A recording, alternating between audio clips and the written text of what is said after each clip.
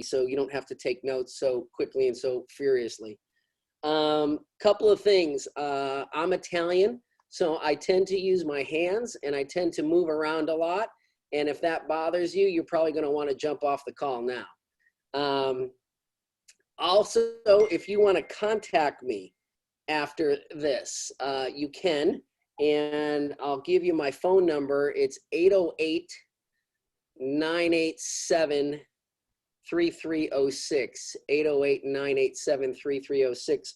My email is easy. It's my first initial letter D, my last name, Polimino, Polimino, and that is @kw.com. So one of the things, obviously, we were going to do is we were going to be at Island Lava Java doing this in person, and we wish we could. We wish the circumstances were different. Marla Wynn from Citywide Home Loans was going to be one of our sponsors. Funny way that Marla and I got to know each other. I was actually putting my neighbor's house under contract as the listing agent, and the buyer came in, and the buyer had an approval letter from Citywide Home Loans, and I noticed it had a Denver address. As it turns out, the guy's name on there was Marla's partner, Joe Egan, and Joe Egan's office was just down the street from me in Denver. And we had heard of Citywide Home Loans there. Well, then he connects me with Marla, his business partner, who he says just moved to the island. Marla ends up moving up the street from me in the same subdivision. And we worked together in Denver for I don't know how long, didn't know each other. We moved to the Big Island, and now all of a sudden we're both from Denver, both working together. She was kind enough to help sponsor this event today. And I just want to have her say a few words because we obviously didn't get a chance to meet her in person. Marla? Thank you. I'm not on webcam because I didn't fix my hair today, guys. But I really appreciate the opportunity to be on this call and learn from you. We were one of the teams in Colorado that actually grew our business during the recession. So I think that we all do have an opportunity if we're going to take action, and I'm really excited to hear what you have to say today. Thanks, Marla. And guys, if you guys want to talk with Marla, we'll make sure we get her contact information. And her and Scott and Joe are going to be another great resource for all of you as we get going and start doing more business. All right, so today we're going to be talking about what to do in a down market or a recessed market, if that's in fact what we get. And the first thing is, first thing you do is you, excuse me, I'm going to be drinking today because I do a lot of talking, but the first thing you do is you dive into education. That is the very first thing that happens. And the way we're doing that here is we're at Keller Williams. We're going to be meeting with all of you on a regular basis, meaning we can either meet in person or we can do a Zoom call. And these classes that we're doing are not going to stop. They're just going to keep going. And so the first thing we're going to be doing today is working on what we call shift training, S-H-I-F-T, shift training. And Shift is a book written by Gary Keller. He wrote it in 2009, and he wrote it just at the start of the recession. And some of the language in it is dated, but it still pertains to what we're talking about today. There are 12 principles that we're going to be talking about today in Shift. And those fundamentals and foundations still work for what we're going to be going through here. So what do? You dive into education, you listen, you watch, you read, and you talk to people who can help. An example would be, we have a website at Keller Williams called Connect. And when you get on the Connect website, there are videos upon videos of people who have lived through the crash. One of the things that Keller Williams is doing is they're asking all of their past agents that have lived through the crash to do a daily video and post it on our Connect website. And they're basically giving people tips about what they can do during a down market. Like, what were the things that they did between 2008 and 2012 that helped them succeed? So again, for Keller Williams agents, you can get on the Connect website and you can start watching some of these videos. They're being posted every day. If you are not with Keller Williams, don't worry. One of our philosophies here is that we share everything. So whether you're a KW agent or not, we have absolutely no problem sharing with you what we're doing, how we're doing it. We have no problem helping you build your business. And that's one of the reasons why I gave you my phone number and my email address at the beginning, because any one of us would help. The other thing I want to pass along is for KW agents or not, you know, reach out to some of the leaders in the brokerage firm who have been through the real estate crash before. So I think of my friend Brody Callender, who is a terrific agent, and a lot of you know Brody. He's with us at Keller Williams. Reach out to a Brody and ask him questions. Ask him some tips about what he did to survive the last downturn. Ask guys like John Miller, who's with our company. He's a leader in our company and will be happy to help. Ask me. Just ask questions about what to do, and people will help. Again, at Keller, our philosophy is a philosophy of abundance, not of scarcity. We believe that there is enough business for everybody to go around, even in a down market, and we have no problem sharing with you. So when we get into the shift training here in a minute, what are some other things that you can do to dive into education? Well, I mentioned the Connect website. The Connect website is our education training website. You can be on there every day watching videos, audios, podcasts, all of the above. In fact, I'm just looking at my inbox and I probably have 4 webinars sitting in my inbox that I haven't had a chance to watch. One of them is all about our luxury division, KW Luxury, and all of the features and services and benefits there are from being with Keller Williams Luxury. You can attend meetings like this. Like I said, we're going to do this on Zoom as long as we have to. Once we don't have to anymore and we can meet in person, we'll start meeting in person. You can read Inman News. I don't know if you subscribe to Inman News, but please do. It's kind of the industry newsletter, and they've got great information. I get, you know, alerts 3 times a day of headlines that they're putting out, and Inman News is an excellent, excellent resource. For Keller Williams agents, our back end system is called Command. It is by far the most technologically advanced CRM system on the planet, and I've used them all. It takes some time to get to know how to do Command. And so we're launching 3 different Command series. The first Command series is going to be this Friday from 9 a.m. until 11. 9 a.m. until 11. It will be a Zoom call. If you're a KW agent, I will get the links out to you. And John Norris is teaching the class. He's going to do Command 101 Basics. A week later, he's going to do the advanced class of Command 101. And then there is even a 3rd class, and our goal is to get all 3 classes really done by like April 3rd. So that's something else that you can lean into. What other things could you do if we were locked down, say, for the next 2 weeks? What could you be working on if there is no business per se? Let's just say you're not, you know, you're not out showing anybody and you're not taking a listing. Well, you could work on your website. You know, start thinking about all of the things that you've been putting off in business that you haven't been doing because you've been busy. Right? You've been busy with this client or this listing or that transaction. What are some things that you could be working on? So you may have been putting off building that website. Well, most web developers work from their home. So during this down period, they're not taking any time off. Rebecca Skane is my web developer. She's currently working on my website. I told her she's got to have it done by the end of April. Start researching web developers who could help you build a site, because that's something maybe that you've been putting off.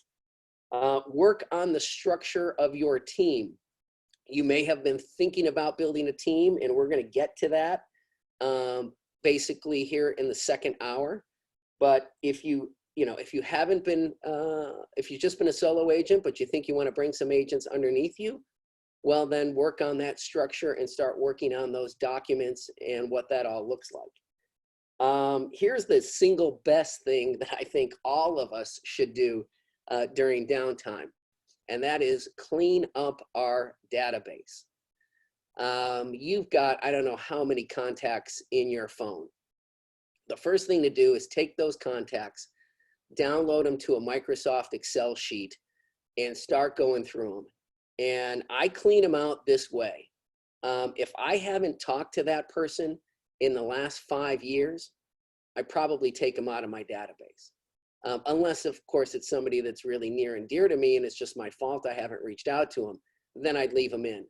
But you're going to have to clear out some old contacts, some people you know moved away, but clean out that database and get what I call a very clean Microsoft Excel sheet, because that's the sheet that we're going to update in Command in our CRM. That's what we're going to, and if your contacts are already in Command, then start going through Command instead and start just checking them off. When people say to me who are getting into real estate, well, I don't really have that much of a database, the first thing I do is say, show me your phone. Show me how many contacts you got in your phone. And inevitably, I find that everybody has at least 200 contacts. Now, I'm a little unusual because I've been in real estate for 13 years and I've got 3,000 contacts in my database. But you need to start going through those and clean up the database and start, you could even start, making sure, well, I don't have an email address for this person, and go find what their email address is. Or you have missing fields. I don't have a phone number for this person, and go get the phone number for that. And start completing out a really good database and a good sheet. How about develop a new marketing plan? For years, agents have done what I call the 3 Ps for marketing. They put it in the MLS, they put a sign in the yard, and they pray. And that's the extent of their marketing plan. And I used to tell, sellers when I was competing against those agents, like, what is their marketing plan? Did they put a marketing plan down in paper in front of you? And they said, yeah, they're going to put it in the MLS, and that's going to syndicate out to the internet. And heck, after all, everybody's on the internet these days. Isn't that where people find stuff? So yeah, that's their marketing plan. And I used to say, oh, so they're basically offering you the 3 Ps. And they'd say, what are the 3 Ps? And I'd tell them what the 3 Ps were. And then I'd go on to say, and how much are they charging you for a commission? Oh, 2.5%. And I'd say, well, the reality is that if you're getting, if you're spending 2.5% with your agent and you're only getting the 3 Ps, you're probably paying 2% too much. Get a robust marketing plan together. Figure out what that plan is going to be. For instance, are you going to do email blasts? Are you going to do paid campaigns on either Google AdWords or Facebook?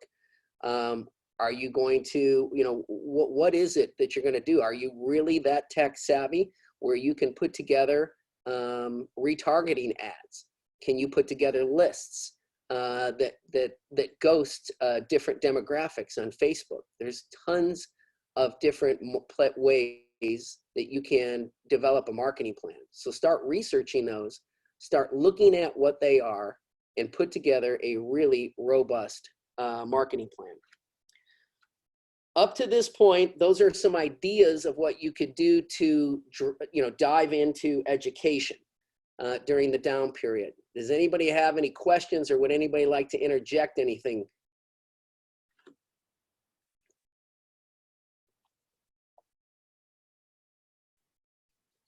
Okay, no worries. All right, so let's move on to the 12 principles of shift. And I'm just going to basically touch on these. And over the next couple of weeks, we as Keller agents are going to be getting together and expanding on each of these topics and talking about them more in depth. For instance, next week's training, again, whether we're meeting on Zoom or we can meet in person, depending on what the guidelines are. Next week's training is 101 lead generation ideas. And I literally am going to put up 101 of them on the screen. And it's okay to have lead generation ideas, but then you got to have a system. Like, what do you do with 101 lead generation ideas? And so I'm going to give you a system that basically shows you how to pick what ones are going to work for you, and then what do you do from there. All right, the first principle of shift is called, number one, get real and get right. Mindset and action, okay? And it basically says, don't let how you feel about the current situation dictate what you do about it. All right, so we all got feelings. We all got negative feelings. We all might be worried about something. We all might be scared. We're all going to wonder how we're going to feed our families. Don't let those negative feelings dictate what you do about it. When you're dealing with less, and we're going to be dealing with less, you must do more, okay? And this is not a choice. We're going to have to double down on what we do and how we do it. We are going to work smarter, not just harder, all right? So think about your mindset. Think about how you're going to go about this. Think about what you need to do to succeed. Number two, margin your business. That's the second tactic. And what they mean by that is start getting into expense management. Start figuring out what you're going to cut in your business and how you're going to become more efficient. I'll give you an example. I was talking to an agent the other day. He was using 2 different CRMs. He was using Boomtown and Top Producer at the same time. And he cut the expense on both of those. He was also paying for leads from Boomtown. He cut that out too. And he moved all of his CRM into Command, and he's starting to use only Command, and he saved some money there. I'm talking to people who are being very judicious on their Facebook ad campaigns, their paid campaigns. They are spending, I don't know, they're doing test campaigns on Facebook for $50 a month to promote their listings, promote themselves, or to pick up buyers. So you don't have to spend a ton of money to succeed in real estate. You just have to work smart and work efficient and start figuring out where you're going to cut some of those expenses. I would add to that, start figuring out where you're going to cut your personal expenses, okay? Jennifer and I sat down last night with an Excel spreadsheet. We had all of our personal expenses on the sheet, and we started going through and figuring out where we could make some cuts. First and foremost on top of the list is we're going to see if we can refinance the house. I'm waiting for rates to get down to about 3%. I'm currently at 4.1% on the house. If I can pick up a mortgage in the next 2 weeks at 3%, I'm going to save about $650 a month. That combined with some other cuts, we project we could probably cut about $1,200 a month out of our budget. So not insignificant. Start thinking about where you can cut some of your personal expenses. The one thing I would say not to do is don't cut on either promoting yourself or don't cut on promoting any of your listings should you pick up a listing, right? Don't cut those 2 things. I told this story last week when we were all meeting, and some of what I'm going to go over today is going to be repeat for some of you. But there was a guy in Denver who is the largest furniture retailer in the country. He's got stores in Colorado, Utah, California, and so forth. His name is Jake Jabs.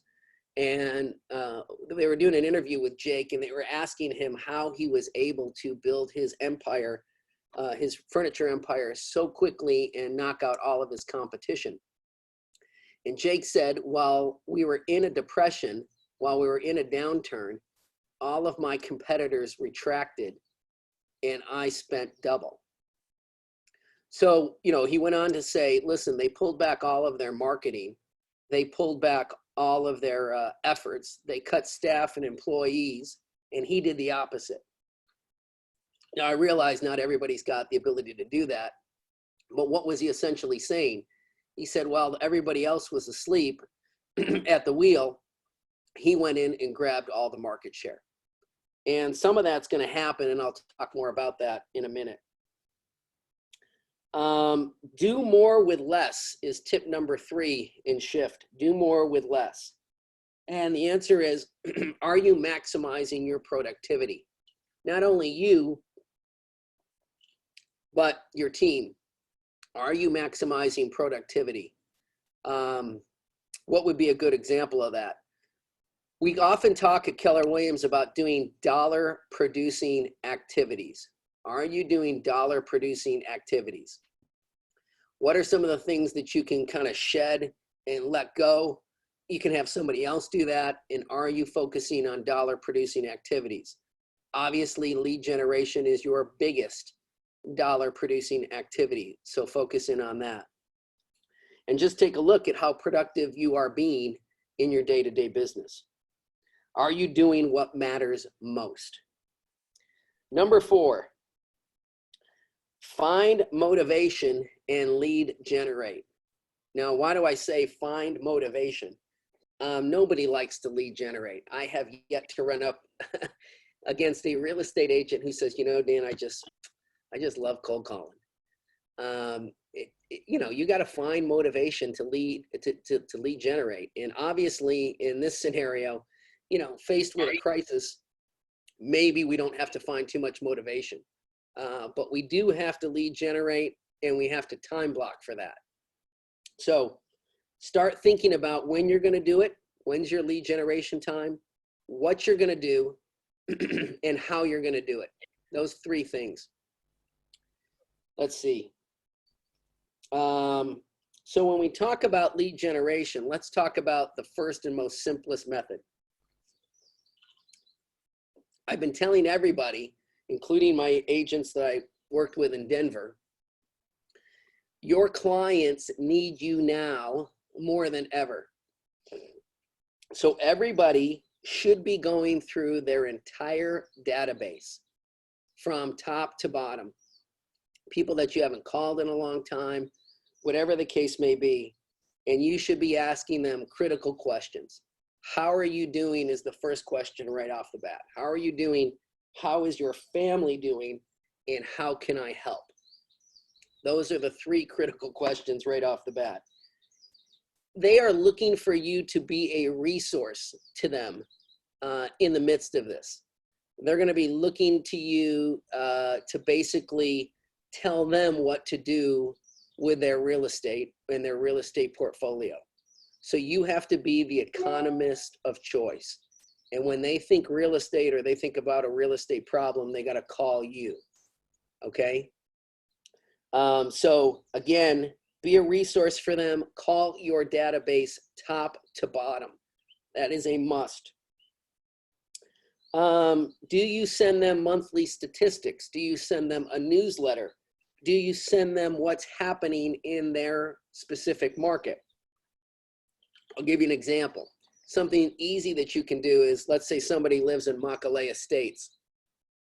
Just set up a search for them in Maui Estates for actives, pendings, and solds. So they get alerted every time something in their neighborhood goes on the market, or something goes under contract, or something closes.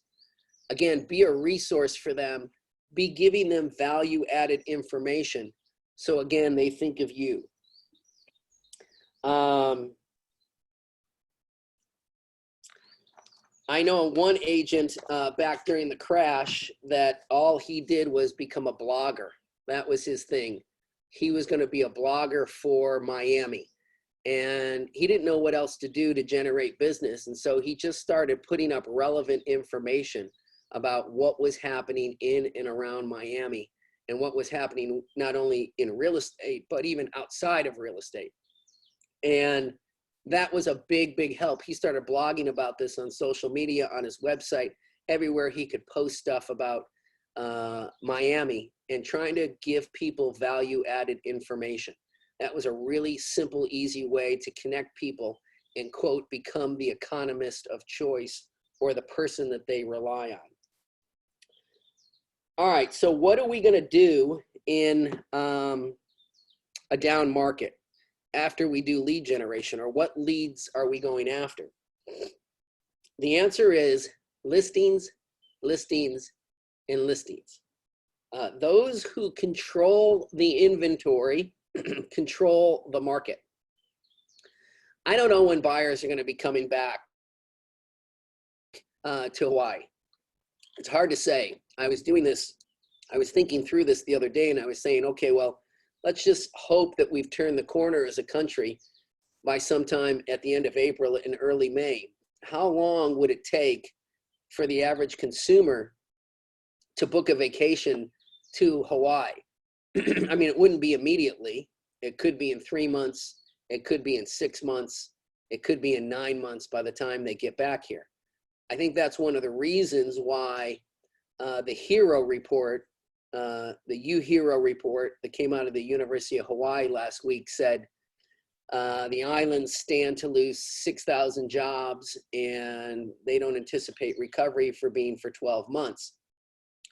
I think our best case scenario is that we recover by Christmas, by the start of the next selling season for us. And the worst case scenario is that we don't recover for a full 12 months. So what do? How do you get a listing in that scenario? Well, write this down. You've got primary versus secondary. Those are the only two types of sales that can happen on this island. A primary residence is somebody that's moving within the island or within the islands, okay? A secondary home really depends entirely on the tourist market, somebody coming in and buying a second home either for an investment or for themselves. So one of the things to do in a down market is to start focusing on primary business. Can you help people that need to move within the island, right? Because that's not going to go away. That's not dependent on somebody flying here. So what do I mean by some of that? Well, they're either going to upgrade, right? They want to buy a bigger home, and they want to downsize, or somebody passed away and they've got to sell a family house, or there may be people, they're just cash buyers out there that want to pick up investment properties. And that happens with people here on the islands. So one of my strategies would be farming. Some of you have done farming in the past. Some of you have gotten out of farming. And I'm going to tell you to get back into farming and get back into farming big. You know, I live in Hualalai Vistas. I'm going to farm Hualalai Vistas. You got to pick a neighborhood and figure out if you can own the market share in that neighborhood. That strategy will serve you well. So primary versus secondary, let me just say that if you looked at the statistics last year for 2019, out of all the sales that occurred here on the Big Island, only 40% were second homeowners, only 40%.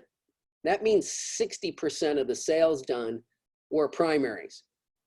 And so there's still a fair amount of business there that you can go after.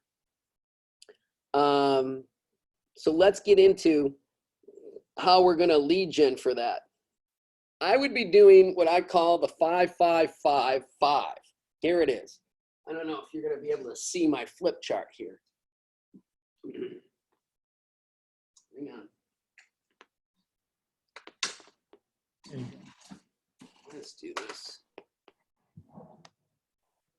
Good? That's Okay. good. All right. So 5, 5, 5, and 5. This is like the easiest lead gen you can do. The first 5 is, can you do 5 phone calls a day? Yep, you can do 5 phone calls a day. You know 5 people. Call your dentist, call your doctor, call your contractor, call whoever. Here's your second 5. Text or email. I want you to do 5 texts or 5 emails, okay? Here's the other thing. I want you to do 5 social posts, 5 social posts a day. Now, here's the place where everybody makes a mistake. When they do think about 5 social posts, they think about posting something about themselves or their lives, which is fine, right? You can go ahead and post that Johnny just had his first hit in baseball or whatever the case may be. But where you really get your bang for your buck on social is responding to other people's posts, okay?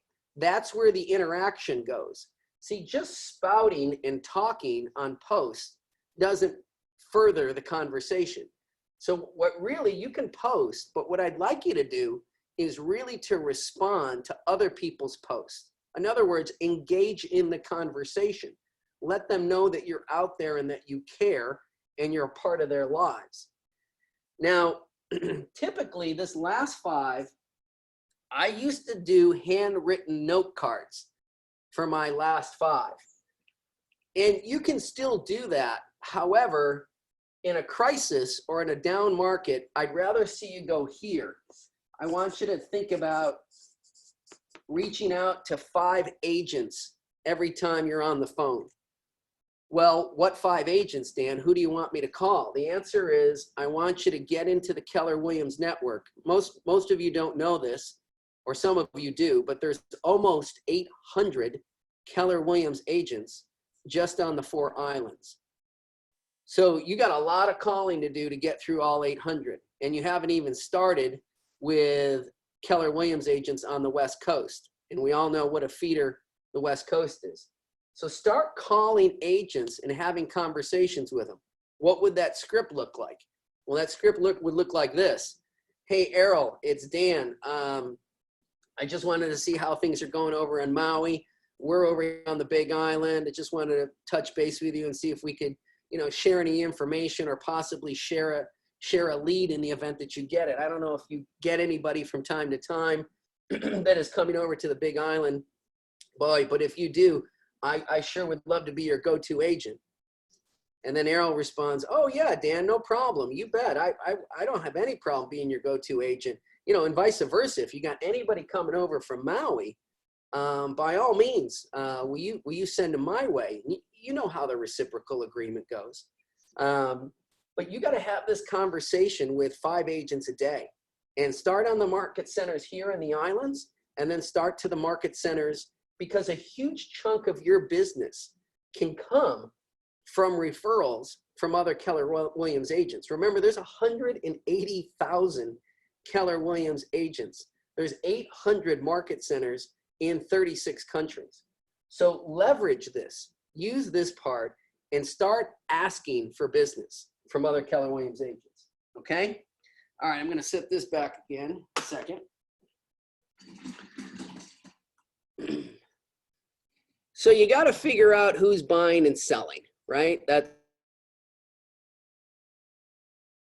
fairly obvious. And how do you find that out? Well, you're gonna have to start doing some homework. And again, you're gonna have to be the economist of choice.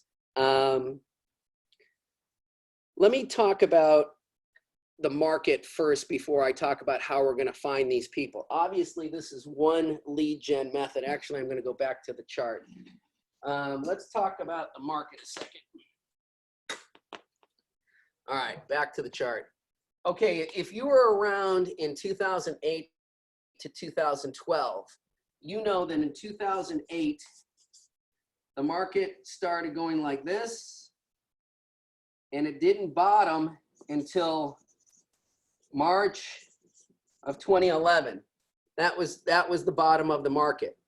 I used to get these business guys in my car all the time, and we'll talk about this a little bit later too, who used to tell me, oh yeah, I can time the market.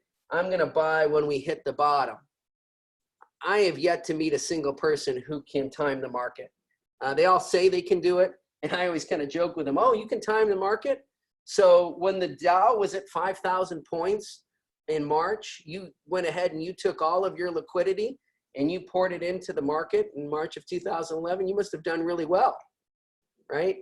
They didn't dump all their money into the market in 2011. They didn't know that that was the bottom. But then the recovery started to look like this. The recovery started to look like this.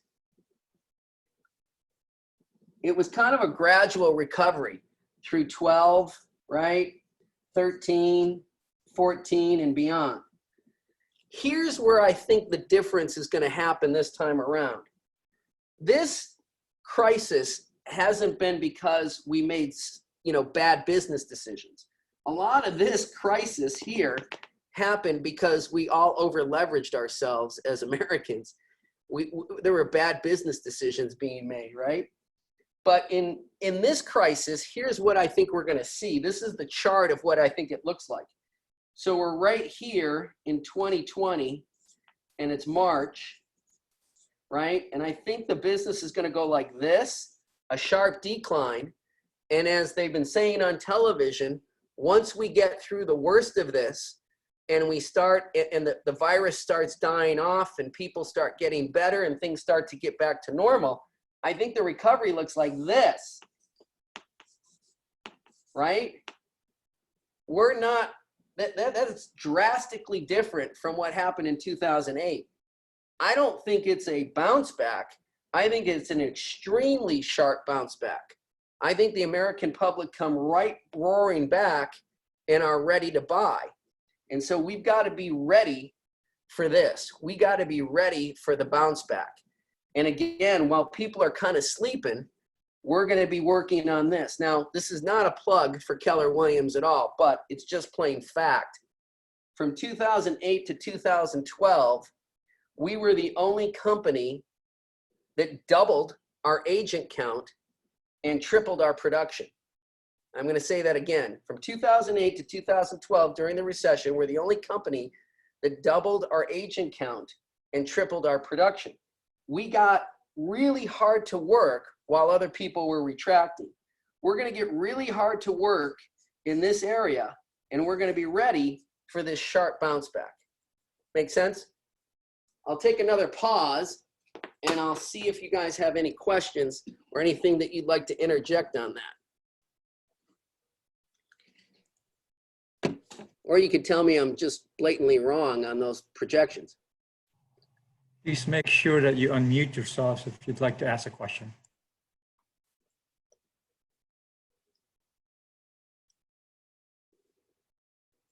All right, so let's move on to what the buyers and sellers mindset is going to be. Ready? Seller's mindset is going to be what during this period of time? I'm not going to sell in this market. Can you hear him saying that right now? Yeah, there's no question that there's going to be some people that are going to say, I'm not going to sell in this market.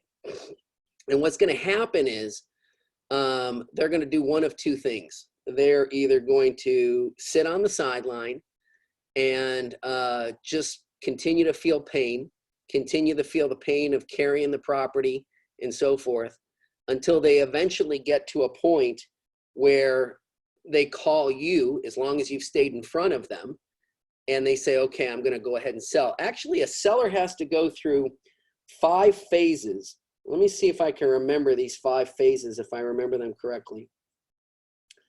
Yeah, here's the 5 phases a seller has to go through. They have to go through denial first that this is happening. They have to go through anger. They have to go through bargaining. They have to go through depression. And then they have to go through acceptance. Those are the 5 stages a seller has to go to before they finally say, you know what? You're right.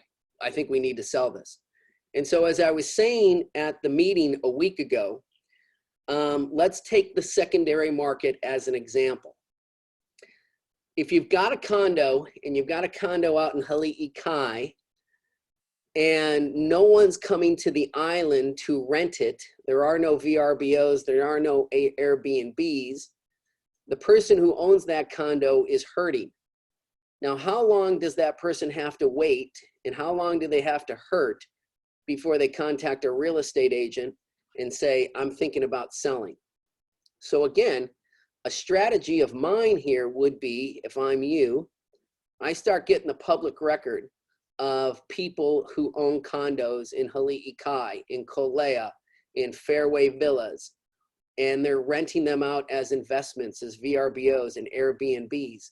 and I start sending them or calling them on the mainland, I start sending them or calling them information about me, let them know that Keller Williams is on the island. The world's largest real estate company is now on the island, and we can help them sell their condo and get out from underneath this before they lose more money. That would be one strategy of mine. If I was going to do anything in the secondary market, again, this is aside from the primary market going after primaries. If there are scripts we can help you with which are objection handlers. So when you're talking to clients, if they've got specific objections, we've got scripts for that. But just let me say that if a seller has a mindset that he's absolutely not going to sell in this market, there's nothing you're really going to do to probably change that mindset. And so what you need to do is move on and find the sellers that are motivated, that would go ahead and sell, and don't spend a ton of time trying to convince or change somebody's mind, because it's probably not going to happen. And the other thing about the sellers and the mindset part is, what do we know about sellers? They are always, always, always 6 months behind the pricing curve. So the buyers really are usually 6 months ahead of the pricing curve. The buyers know where the market is going. The buyers really do know what the value of the properties are because they're looking at a ton of them. The sellers just don't know it yet because the sellers haven't felt the pain. So your job as a real estate professional is to come in and educate the sellers and try to get them to price the property ahead of the market, not with the market, not chasing the market, but price it ahead of the market. That's what you have to do as a real estate professional. Because again, they're going to be 6 months behind the curve. Buyers are going to be 6 months in front of the curve. Now, here's the craziest thing. And I've never figured out why this works. I'm going to go back to the flip chart again.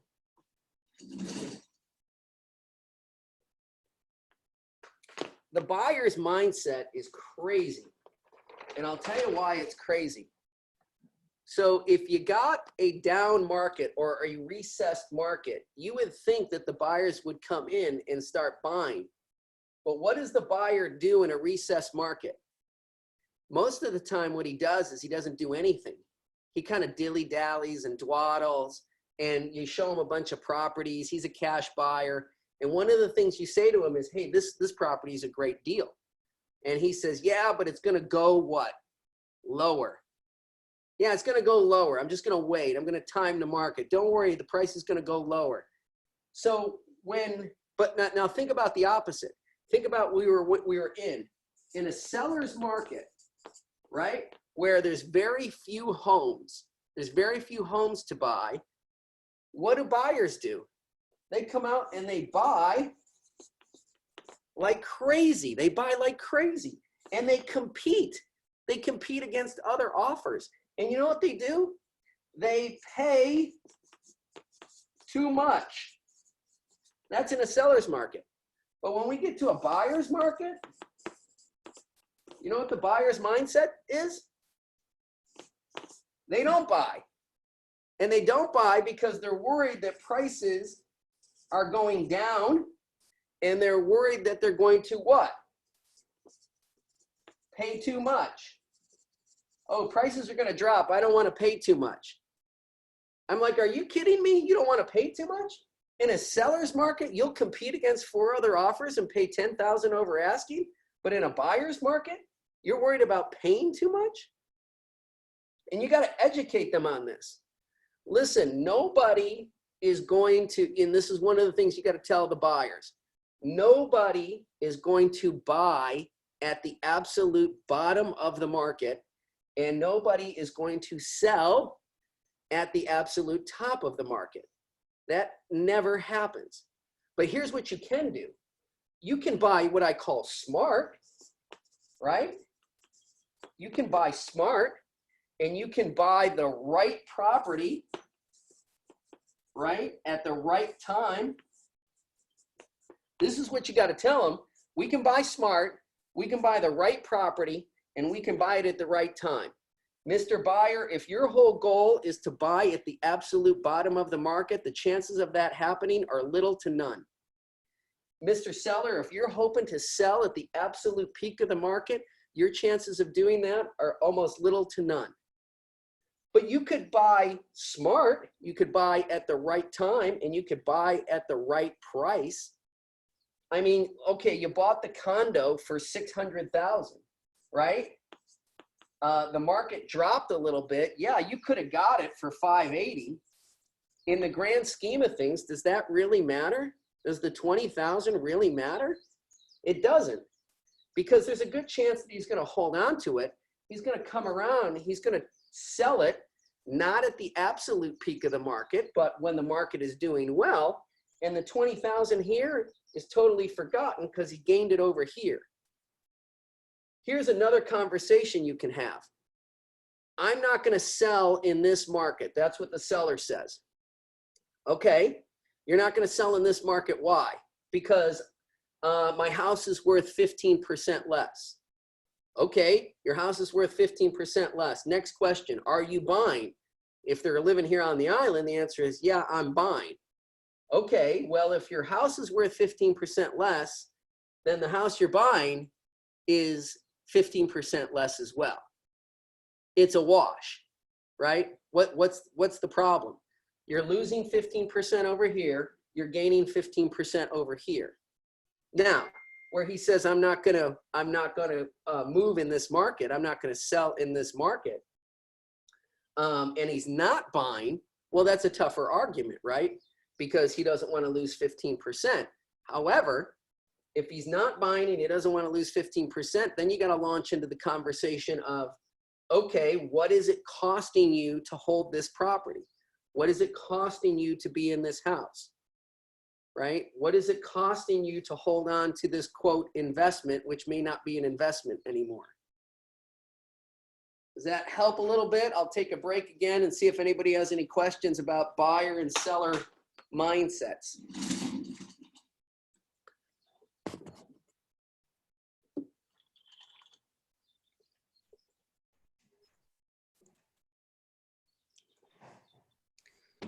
All right. So again, the reason why I talk about buyer and seller mindsets is because your job in a down market is going to be to educate buyers and sellers and convince them that you're the realtor of choice, that you know the market, that you know what's happening in those subdivisions, you know what's happening in those areas, and they can trust you. You're going to have to just overcome objections. And that's why we're talking about scripts. And if you don't have the scripts and you don't have the objection handlers, don't worry. They're all on KW Connect. You can go on to Connect and you can download script and objection handler one after another. So master your scripts.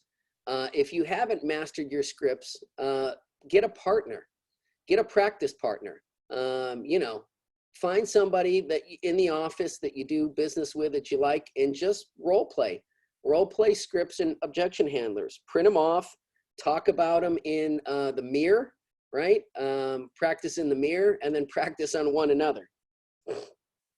Sources of business that we can go after. Will there be expired listings in a down market? Yep, you bet. There'll be expired listings. And so some of you don't like to go after expired listings, and some of you do. I would. I mean, typically, what do we know about expired listings?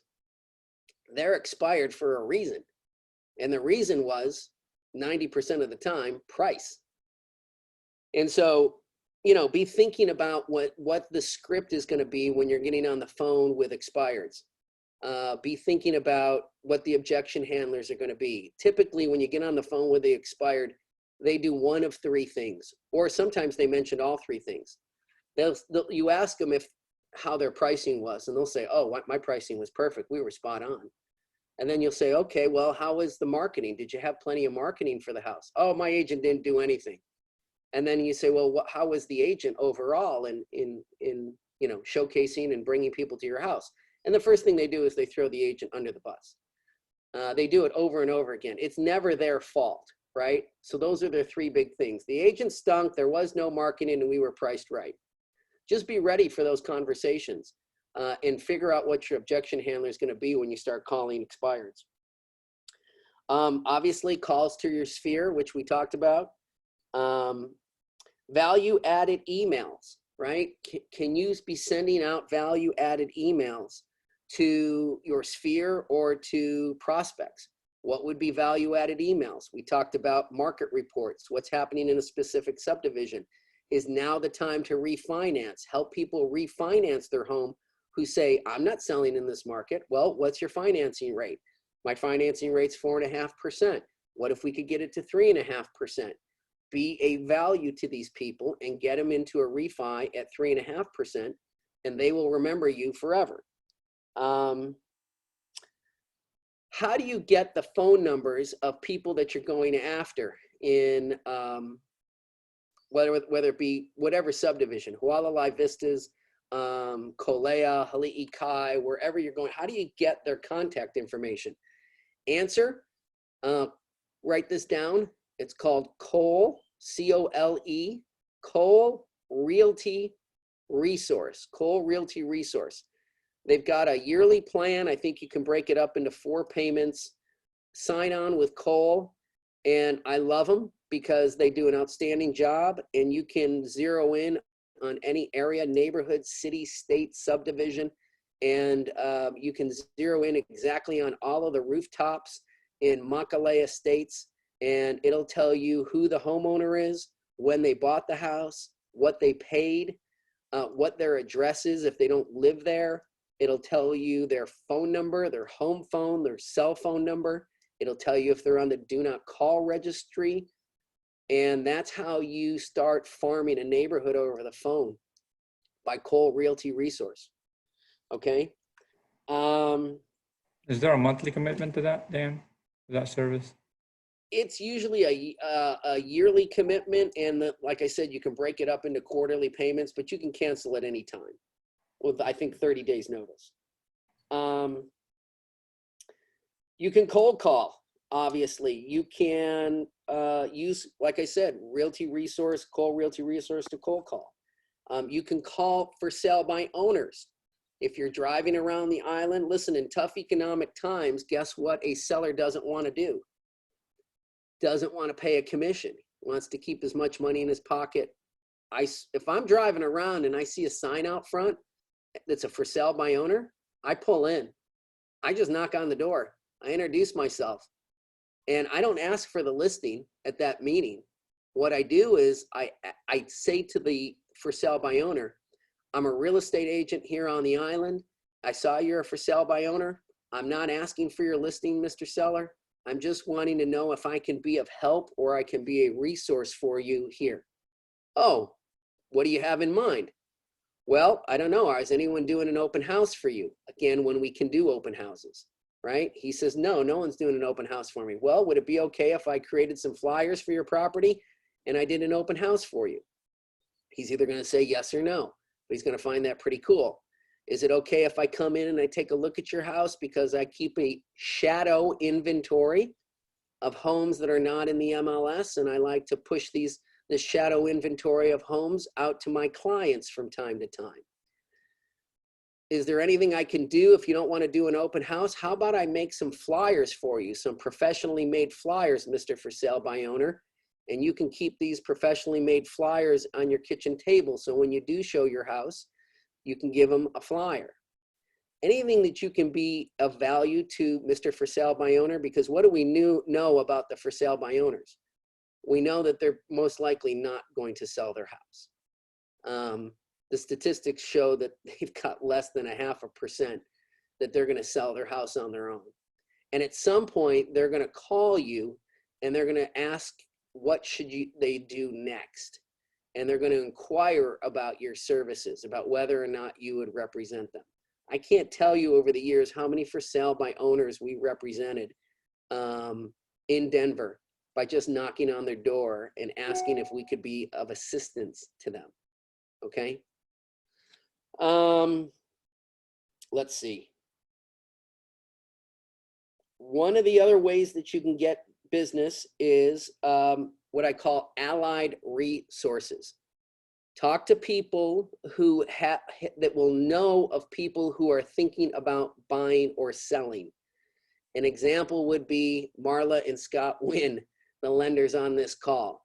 At some point, you have a conversation with Marla and Scott and say, hey, who do you know that I should know? Is there anybody here on the island that you're talking to that's currently not working with a real estate agent that I can help? Have that same conversation with your title rep. Have that conversation with the building contractor that you sent a boatload of business to. Here's what I did every January in Denver. Every January, I held what I called a vendors meeting. And all of the vendors that I sent business to in the calendar year, I invited them to my office for a lunch and a discussion. And they'd all come and they'd all have a lunch, and we'd talk about how the previous year's business was. And one of the things I would say to them is, hey guys, this has got to be a two-way street. I don't mind sending you business and helping feed your family, but I need you to do the same for me. I need you to send me business and help me feed my family. I said, it's got to be a two-way street. Now, in the lending game, is it ever going to be a one-for-one? No, it's never going to be a one-for-one. I might send my lender 10 leads, and if my lender sent me 2, I was happy. I thought that was probably a fair trade. After all, these lenders are working with a lot of real estate agents, and they're not coming across a ton of people who are unrepresented. But if they sent me 2, I was happy. Same thing with your builder. You sent your builder a boatload of business and you turn to them and you say, you know, or your handyman or your electrician or your plumber or whoever it was. Hey, I need you to send me some business. I need you to think about who you're talking to. And when you are talking to them, hand out my card. Give them a stack of your cards to hand out. You know, don't be bashful. Like I said, it's got to be a two-way street. Those are your allied resources. All right. That's a little bit, well, actually it's a lot on lead generation and some of the things we could do. And we're going to be talking more about this next week when we go into 101 lead generation ideas. Lead conversion. Here's the thing. When you get the lead and you've got the people on the hook on the phone, you got to close the deal. And closing the deal starts with getting the appointment. Okay. So when you're on the phone with people, please know what your value proposition is and know how you're going to articulate your value proposition over the phone. While you're on the phone, don't forget to ask for the appointment, right? You got them on the phone, they're somewhat interested. Please don't put the appointment off for like 4 days or 5 days, or I'll come see you next week. If they are interested on the phone, shoot, I would go see them sometimes that very day, but no later than the next day. I want to make sure everybody hears that. You're on the phone, you've got a prospect with somebody, and you say, oh, Errol, you're in Hualalai Vistas. You know, it's so funny because I'm driving by Hualalai Vistas later this afternoon. Are you around at 4 o'clock? Could I come in and stop in and see you really fast and we could explore this a little deeper? Wait for him to say, no, I can't do that at 4 o'clock. I can't be there. And you say, well, not a problem. Then how do you feel about tomorrow morning? Is there any chance we can get together tomorrow morning at 10 o'clock? It's critical that when you've got them on the phone and you've piqued their interest, that you get to see them within a 24-hour period. That's where lead conversion comes in. When you're in front of them and you're pitching your services about selling their home, again, at the table, when you're done talking, ask for the business. I'm amazed at how many agents don't ask for the business. Look the person square in the eye and say, sir, based on what you've heard today, use these words. Can I earn? The word earn always resonates with people. Can I earn your business today? And make him force a decision. And if he puts you off, again, we've got scripts and objection handlers on that. When we're talking about leads in general, just cold leads, let's say you got an internet lead, somebody gave you a lead, they're not returning your phone call. This is what I talked about last week. Any type of cold lead is going to take at least, listen to this, at least 12 contacts by you. Not 2, not 3, not 6, at least 12. And I told all of my agents yesterday, the only outcome you want from this is the following. When you finally get them on the phone, you could have tried them 16 times, but when you finally get them on the phone, the only thing that person on the other line can say is 2 things. A, don't you ever call me again. Or B, I can't thank you enough for being so persistent. I am sorry I haven't gotten back to you. That's the only thing that person on the other line can say if you get them on the phone, right? Don't you ever call me again, or thank you for being persistent. If it's a cold lead, guys, it's got to be at least 12 times that you're touching them. So don't take no for an answer, okay? The whole lead conversion funnel looks like this. You got to capture the lead. You got to connect with them, and you got to close, okay? Capture the lead, connect with them, get the appointment, and close it. All right, number 6 on the tactics, internet lead conversion. When Gary wrote this book, the internet and leads were just coming in, and it was just starting to get hot back in 2009. Today, if you asked him, he would probably admit that if you got 100 cold leads coming in on some website, you've got 100 of nothing.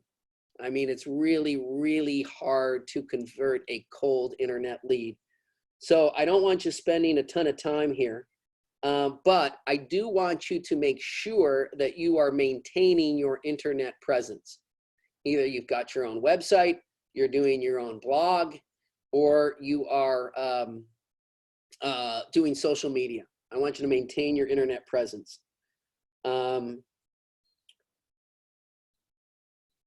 If you are building a website, listen, it has to be more than a glorified brochure for yourself. If you're going to go to the time and the money to spend a website, to build a website, make sure it's more than just a glorified brochure. Make sure it's something that people can use. What do I mean by that? Make sure you got an IDX feed so people can at least search for listings from your website. If they choose to sign up, great. If they don't worry about it. Don't worry about trying to capture their email and phone number, because most people are so savvy that they're not going to leave their name and contact information. And even if they do, just to see more listings, they're probably going to give you a fictitious name. But again, if you're going to build a website and use a website, make sure that you're driving traffic to it. That means that what you're doing is you're posting stuff on social media, or you're doing Google ads, or you're doing Facebook ads, and everything that you do has a link in that back to your website. You've got to drive people back to your website for more information, for them to check you out, and you've got to drive traffic to your website. It can't be just a glorified brochure. Now, on the seller side, trust me, one of the things about having a professional looking website is I can't tell you how many sellers I would meet with in person. And the minute that I would walk out the door, they would go on my website to check me out.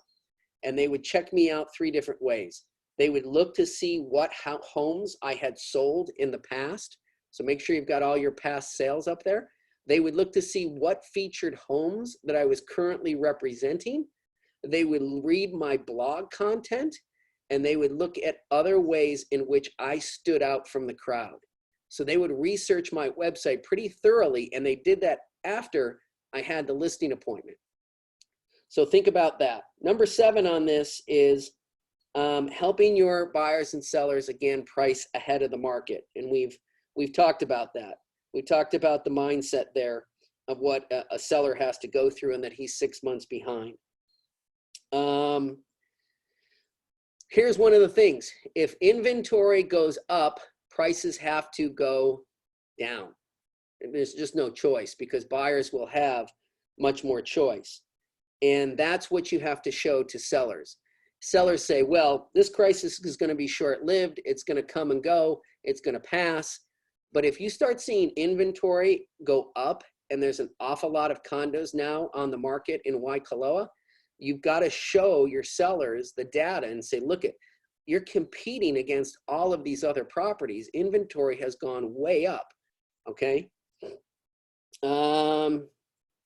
Like I said, don't let sellers chase the market. You need to know more than they do. What do I mean by chasing the market?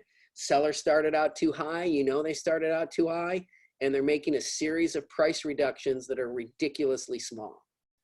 They're dropping it by 5,000. They're dropping it by 10,000, right? And you know it's not even going to make a dent. You're on the phone with them. They're like, hey, maybe we want to do a price reduction. We'll drop it $5,000. That's chasing the market down. That's not going to lead to a sale. You're going to have to be ready. If you're going to have a conversation about price reductions, be ready with hard data to show them about where they need to be, where the next move has to be. And it can't be a price reduction. Listen to this. It can't be a price reduction that's competitive with the market. It can't be competitive with the market. It has to be compelling. It's the other C.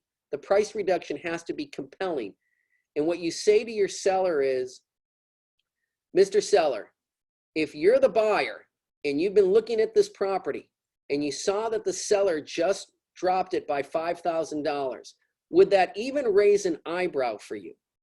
I used to do what I call the raise the eyebrow test. Would that even raise an eyebrow? And if it didn't raise an eyebrow for you, who's it going to raise an eyebrow for? You're going to have to make a price reduction where somebody gets up off the couch and says, you know, the price is so good, I don't really care what the market's doing. I can't pass it up. That's what I call compelling versus competitive. Compelling is I have to have it.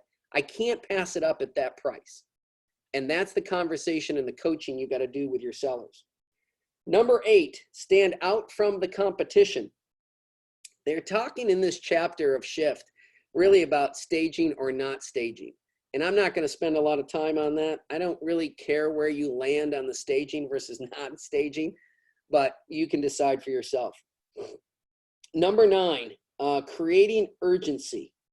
Yeah, that's a great one. How do you create urgency in a shifting market? Because we were talking about buyers. What do buyers do in a down market? They tend to just, diddle daddle. They don't really make any decisions. They just kind of putt along. And so you're going to have to show them why there's some urgency. Sorry, I'm just reading my notes. Don't let them think they can time the market. They may not buy at the absolute bottom, but they can buy right, like we talked about. Hey, here's a good point. The buyers that you're working with, make sure that what I call the ready, willing, and able buyers. I know that sounds like, well, why wouldn't they be, Dan? Because there's a lot of frauds out there. There's a lot of people who are talking a good game and aren't really ready to buy. There's a lot of people who are not ready and they're just kicking the tires. There's a lot of people who are not willing. And what do I mean by that? Mr. Buyer, if I find you the right property, are you willing to write a contract today? Make sure they're willing. And then there's a lot of people who are not ready or able, I should say, able buyers. What do I mean by that? If you start getting involved with a buyer, don't be afraid to ask them for a proof of funds.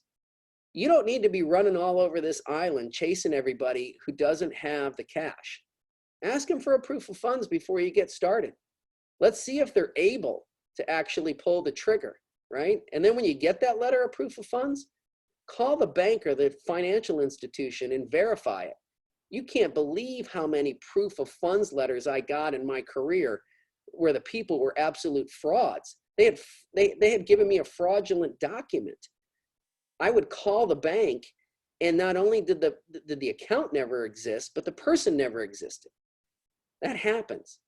So be checking that out. Here's a strange thing that I found since I've been on the island. I noticed that a lot of buyer's agents,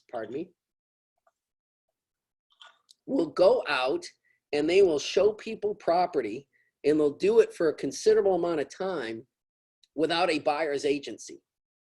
I don't know if that's just an island thing here, but the agents show people properties without buyer agency agreements. And I can't figure out for the life of me why. I mean, listen, the buyer's agency agreement is your ability to get paid. And you must have an awful lot of faith in these people that they're absolutely positively going to use you and get paid. I'll tell you, in a down market or a recessed market, these people and their ability or their goodwill to pay you goes right out the door. They will do a deal. Buyers with cash will do a deal with anybody. And you don't have to, you don't have to be the person they use. They'll use anybody that they can to get the deal done. So I think it's more critical than ever that you get a buyer's agency agreement. And here's what I do, everybody, on the buyer's agency deal. Somebody calls me and wants to go look at property, and I'm just meeting them for the very first time, okay? And so I agree to go ahead and meet them, and we pick a spot, and we introduce themselves, and they introduce, and I put them in the car with me so we can chit chat and get to know each other. And we go look at some properties. And as we're getting towards the end of the first day of the properties, I set this expectation. I look at them and I say, hey, Mr. and Mrs. Buyer, just want to let you know how I work. I usually, when I meet people for the first time, I usually go ahead and take them out and show them some properties because I want to get to know them. And I want you to see if I'm a fit for you. And consequently, I'm trying to find out if you're a fit for me, right? I'm placing doubt in whether or not I want to work with them or not. And then I say, and then Mr. and Mrs. Buyer, we can go out a second time and we can go look at more property. But at the end of the second visit with each other, I'm going to turn to you and say, what do you think? Do you feel comfortable working with me? And I'm going to make a decision if I feel comfortable working with you after the second visit. And if it's a yes for both of us, that you've determined you want to work with me and I work with you, then Mr. and Mrs. Buyer, I'm going to go ahead and memorialize our agreement in a buyer's agency agreement. And I'm going to send it to you and I'm going to ask you to sign it. And I set up this expectation at the end of the first meeting. So now fast forward to meeting number 2. We go out again. Towards the end of the meeting, I reiterate the same thing. So, Mr. and Mrs. Buyer, we've been out twice now. What do you guys think? Do you feel comfortable that you'd want to work with me? Because I can honestly say now, after 2 times of spending time with you and being out, I feel pretty comfortable that I'd like to work with you, and I think it would work.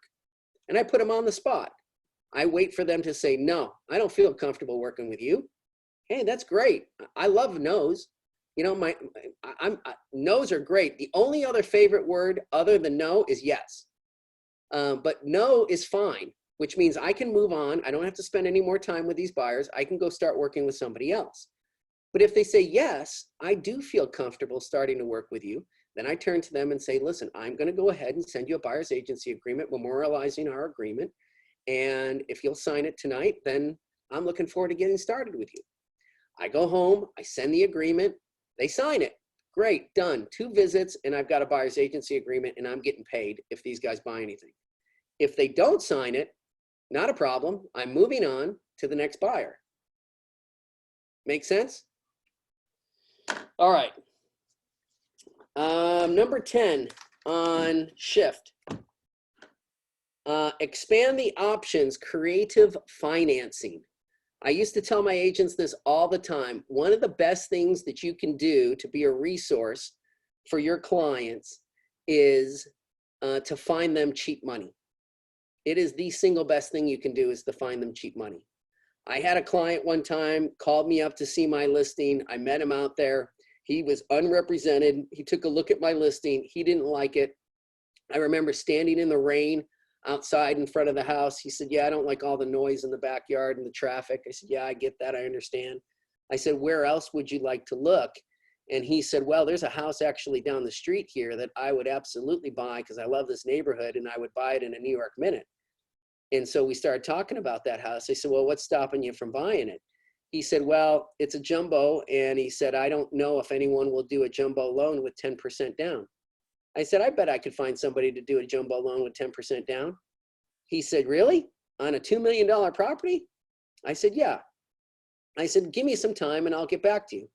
He said, okay. Now, I didn't know whether or not I was going to be able to find somebody, but I went back into the office that day and I probably called 21 lenders, 21 straight lenders until I found a local bank in Denver called Sunflower Bank. And Sunflower would do a jumbo loan with 10% down. And I connected Mariano with Sunflower Bank. They got him approved inside of 3 weeks, and we went and bought the $2 million house down the street. So again, be a resource, think creatively about finances and how you can help somebody finance a property. This is going to be a big deal going forward. If you can help people buy property in Hawaii and mitigate their risk by having them borrow cheap money, then let's do it. And if you look at page, I don't know, I'm looking at an electronic version of Shift. On my electronic version, it's page 374. It's probably not the case in the paper book, but there's a whole chart in there about different creative financing options. Number 11 is master the market of the moment. So what is the market of the moment? You got to know what it is. And is it a buying opportunity? Is it a selling opportunity? Here's one thing I told my folks today in Denver. I said, I want all of you guys to start reaching out to your asset managers and your banks, the people that you used to do foreclosure and short sale business with years ago. I want you to start tracking them down, start having conversations with them about, in the event that foreclosures and short sales start coming on the market, you want to be their go-to person. I said, start having those conversations again. And a lot of those people are no longer in the business, but the banks are still there. The asset companies are still there. And so ask who you talk to. Now, the foreclosures and the short sales, they won't come up immediately, but they will come up in 6 to 9 months to 12 months from now. And you're setting the table for yourself on future business. So be the master of the market at the moment. Know what the market is right now and then master it. Number 12, bulletproof your transaction. That means if you do get a transaction, you really got to think ahead. I mean, start thinking out of the box about everything that could potentially go haywire or go wrong on this transaction. I was really, really good at this. Not because I was a negative person, but just because my personality growing up in my childhood, I always had a plan A, B, and C for everything I did. I always had contingency plans on everything I do. And so this will work, you know, in this scenario. Start thinking about what could go wrong. What are your things that are going to go wrong? Well, inspection and repairs. That's the first thing you better think about on the house that you've got under contract. Then think about the appraisal. How can I bulletproof the appraisal? Am I just giving the appraiser the lockbox and saying, have at it? Heck no, not on my team. You're not. We're meeting every single appraiser at every single house, and we're unabashedly schmoozing them. We're just asking them about them, their day. We're talking about how hard their business is. We're making sure that they don't walk out that door without a set of comps from me. They could even say they got the comps, they pulled them already, they're on their desk. I'm still going to make this guy look at every comp that I brought that day. Do not let a single appraiser into a house without you being there and having that discussion. And here's the other thing that I used to do. I used to look at the appraisers as they were walking out the door and I'd say, Bill, we're going to be okay on this, right? Now, of course, Bill's not going to want to say, and Bill can't say. But you know what Bill ends up looking at? He looks at me and he goes, yeah, we'll probably be okay on this. That's what he says. He kind of stumbles his way through that. And I just do that as kind of a back sell because I want Bill to feel extremely guilty in the event that he even thinks about bringing this in low on me, right? Because if he does, I'm going to be on the phone with Bill. Make sure you get every appraiser's card. I'm calling Bill. Bill, what are you doing? What are you talking about? You brought this in $10,000 under purchase price? Are you crazy? You need to amend this. All right. Appraisals can be a problem. Loan approvals and funding. You got to bulletproof the transaction with loan approvals and funding. What do I mean by that? You need to be on the phone with your loan officers. Hey, Marla, how's this going? Any problems coming down the pike? Everything okay with the file? Anything I should know about? You know, did they tell you, Marla, that this is going to be a mail out? You know, that we're going to have to get these docs way ahead of time, and we're going to have to send these to New York City, and then they're going to have to get a notary in New York City, and then they're going to have to fly those back in time for the buyers to sell or whatever, sign, you know, whoever needs to sign. Again, be talking to the loan officers throughout the process to make sure we don't have any problems coming up. There's other contingencies that you have to consider in the transaction. Then there is the cooperating agent. Let's say the cooperating agent is a real pain in the you-know-what. I worked with a lady in Denver. I won't say her name. She and I did multiple transactions together over the years. She didn't touch anything less than $2 million. $2, $3, $4, $5 million deals. And this lady never, ever lifted a finger. Not once. She would not lift a finger at any point in the transaction. When you did a deal with her, you knew that you were going to have to do all of the work. And if you're getting into a transaction and you know that about the co-op agent on the other side, you better start thinking about how you're going to bulletproof that. Okay? Deadlines are a problem. Make sure you're you're working through your deadlines. Don't let deadlines sneak up on you. Don't wake up one morning and go, oh my gosh, our J1 is today. Know ahead of time. Be up on that schedule of the dates and deadlines. You don't want those things to become a problem. All right, that is the 12 functions of shift. Before I move into a next segment, questions or comments?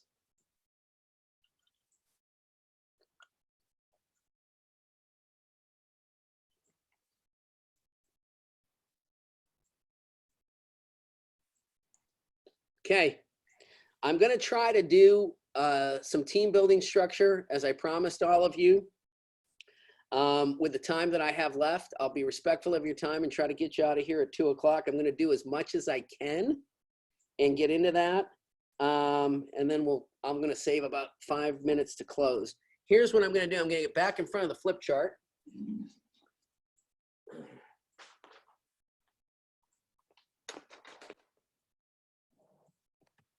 Everybody see that okay? Okay. So team building. There's pros and cons to team building. This is the solo agent. This is the team. The team building in a down or recessed market can be really good. Why would it be good? Well, you got division of labor, DL. If there's multiple people on the team, you can delegate, split up, and take, different parts. One team member can say, I'm going to focus in on condos. Another team member says, I'm going to farm this division. Another one says, I'm going to go after secondary homes. As far as getting signs up and working on marketing, again, there can be a division of labor. Solo agent doesn't have the ability to delegate and do a division of labor. So teams can be good. What else is good in a team environment? Expenses, right? Solo agent has to bear all the expenses. Team can split and share the expenses, right? What else can happen in it that's good in a team environment?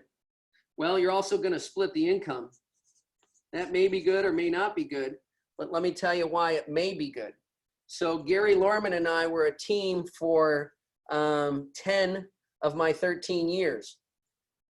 Initially, splitting the income doesn't sound like a great idea, like, being a 50-50 partner. So what Gary and I did is we split all of the expenses 50-50, and we split all of the income 50-50.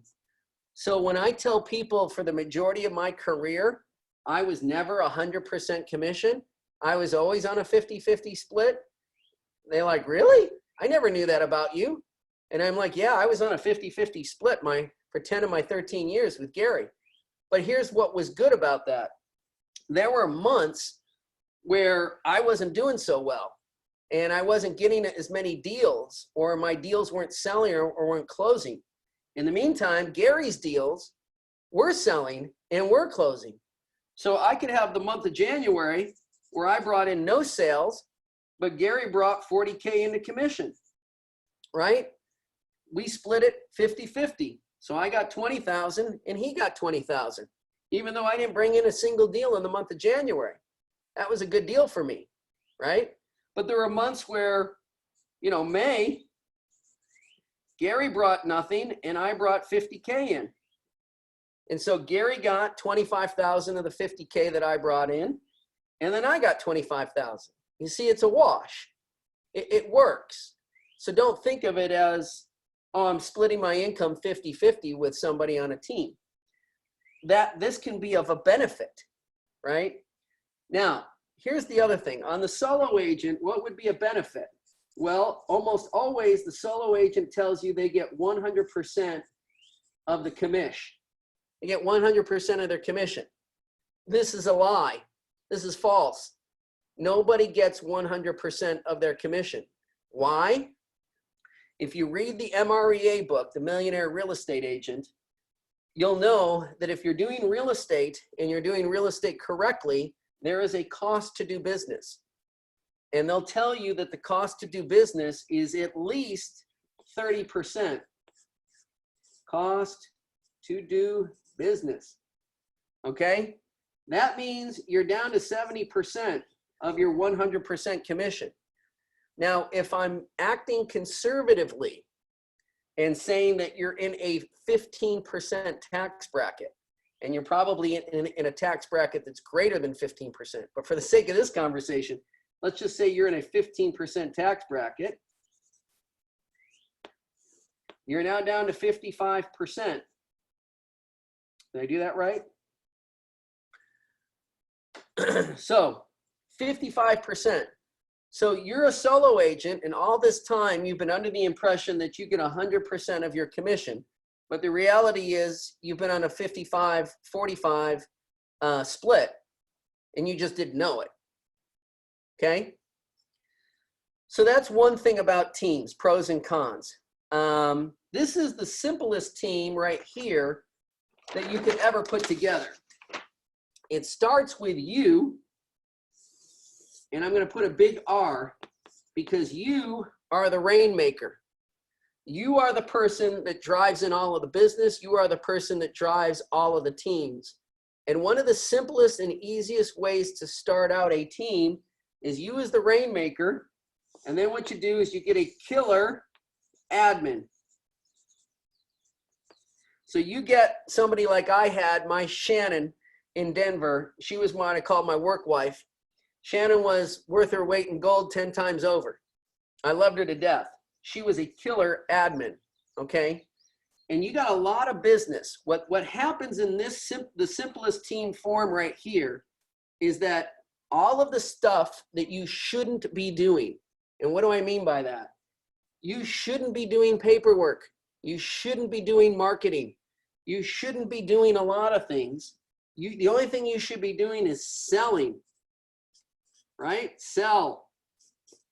And the admin does everything else. So she frees you up to just do what you do best, to sell. Now you've got more business now than you could potentially handle. So your first hire after the admin is the showing assistant. Okay? The showing assistant is licensed and, so to speak, in training, right? Because listen, once you go on the listing appointment, you take the listing, guess who gets all the listings set up? The admin. But if you get a buyer, you got to spend time with the buyer in the car, day after day, looking at multiple properties, soaking up a lot of business time when you could be selling. So you hire a licensed assistant. Now, based on how does this licensed assistant get compensated? There's 3 ways to compensate them. One is full commission. This means that the licensed assistant is going to get 10% of the gross commission. okay? So it's a $10,000 buy side commission. The showing assistant's gonna get 10% or $1,000 for touring your clients around. You're still gonna do all the negotiation. Your admin is still gonna write the contract. You're still gonna get the person to closing, but for driving them around and showing them property, they're gonna get $1,000. That's structure one. Structure two is that you reduce the commission to 5%, okay? And you give them a small salary. So a small salary would say be like $1,500 a month. So this is a little bit of a different turn on this. $1,500 a month, they go out, they show all your buyers, and they get a 5% commission, gross commission. The third is they get no commission, and you just pay them a salary, $2,500 a month. Which one do you choose and which one you do really is going to depend on your volume. Like how many homes are you really selling and moving, right? That's how we're going to determine which one of these is best for you. Everybody with me so far? Now, what happens when this person starts to outgrow this position? Like they're ready to be a buyer's agent. See, this person really is in training to be a buyer's agent. And so you're going to move them to a new position, which is buyer's agent. And you are going to go bring on a new showing assistant. This is how your team grows, right? Let's say you don't want to do all of the listings anymore. And so some models, this was not my model, but some models will hire a listing specialist. Okay, and this is how this model grows. Showing assistants turn into buyer's agents. When they become a buyer's agent, there's a different compensation model. But we already know what the compensation model is on the showing assistant. I'm going to show you what the buyer's agent compensation model is, and I'm going to show you what the listing agent compensation model is. The one change that I made with the Colorado Dream House team was that I didn't split this. My buyer's agents also did listings, and my listing specialists also did buyers. I did it for this reason.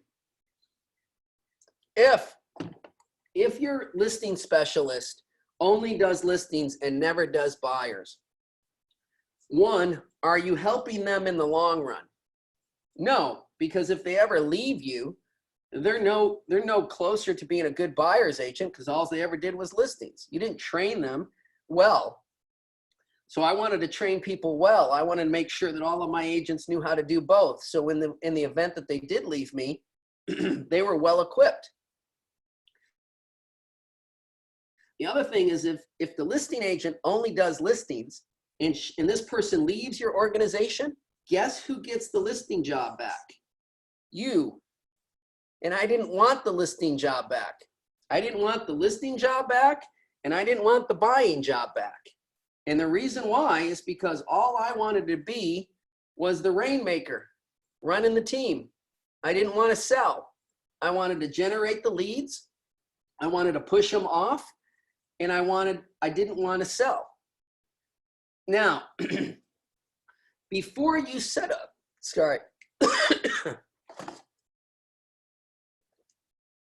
before you set up this structure, you got to think about, and I know this is going to sound weird, but you got to think about a team name.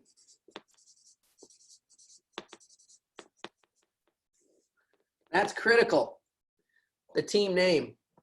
And the reason why it's critical is this. When I was setting up my team, since I knew that I wasn't going to buy or sell, and that I was going to put people in place to do that for me, and I was going to run the show, what I couldn't have happen was I couldn't have the consumer call the office and say, yeah, I'm calling to talk to Dan Polimino about listing my home. I had to stop that. I had to stop people asking for Dan to sell the home or help them buy. Because if I didn't, then I was going to end up doing all of the work for the rest of my life until I died. I would have no passive income. One of the major reasons why you're doing this is to get some passive income. And so you don't have to be going on listing appointments and buyer appointments for the rest of your life. This is a reason why you would form a team. But I had to stop the consumer for asking for me. And so I asked my coach at the time, how do I do that? How do I get the consumer to stop asking for me? And he said, get your name off of all of the signs. Get your name off of all of the marketing. Get your name off of everything. I said, well, wait, I've spent years building up my name. He said, yeah, I know. We're going to have to shift. It's going to take a bit. And I said, well, how long will it take before the consumer will pick up the phone and say the following? I want them to say this. Hi, I'd like to talk to somebody with the Colorado Dream House team about listing my home. Or I'd like to talk with somebody with the Colorado Dream House team about helping me buy a home. How long would it take before the consumer would say that and not ask for Dan? The coach told me 5 years. We did it in about 3.5. With a really strong marketing effort and a strong presence, we changed that whole narrative in about 3.5 years.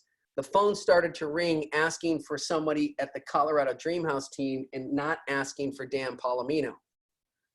So this is going to be critical. Now, could this be your last name like the Miller team? Yes, could be your last name. Could it be the Bonk team? Could it be the Win team? Yes, you could use your name, but team name is really critical, okay? Now let me get into the compensation for the actual buyers and sellers agents. Everybody with me?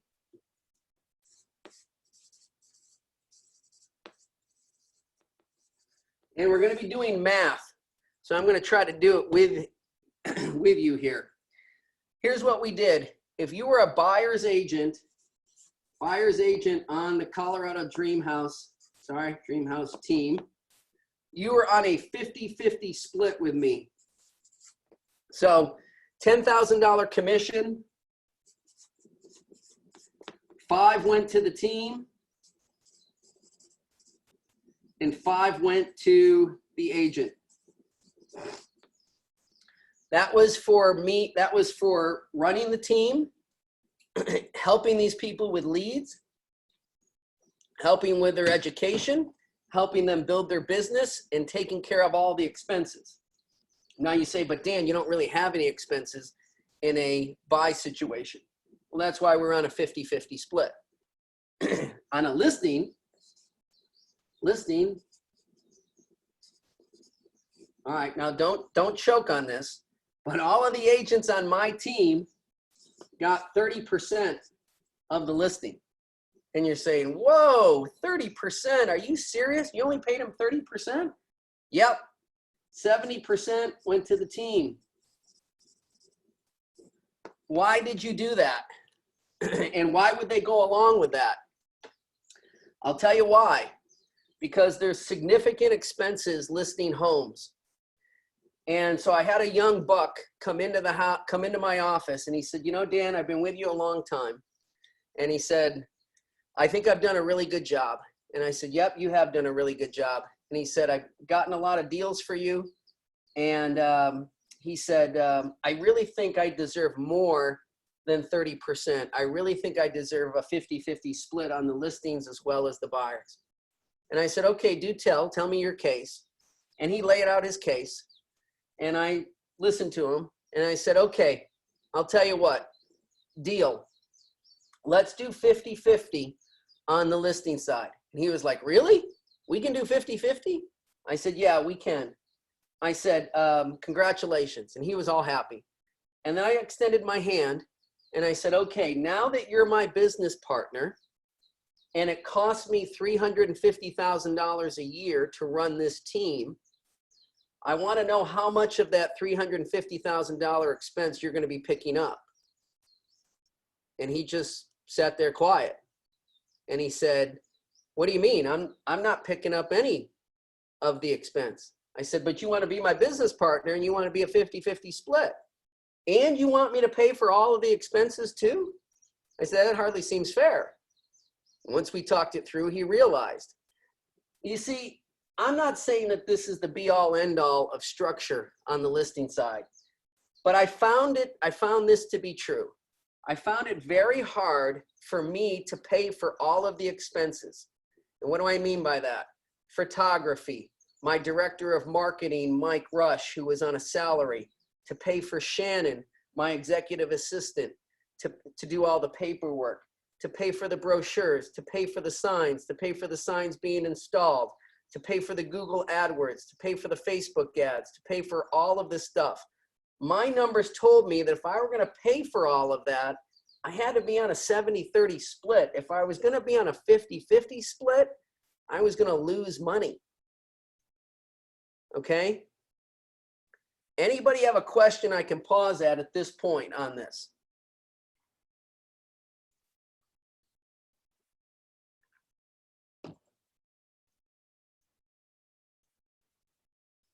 Nothing? Okay, now, here's the other thing. You understand what's happening with the team structure, but the brokerage firm still has to get their splits. Okay, the brokerage firm hasn't been paid yet. Now, the cool thing about Keller Williams is that we're built for teams. Our model is built for teams. When you ask the question, why in Hawaii are there not more teams? The answer really is because none of the brokerage firms have the structure to make any money.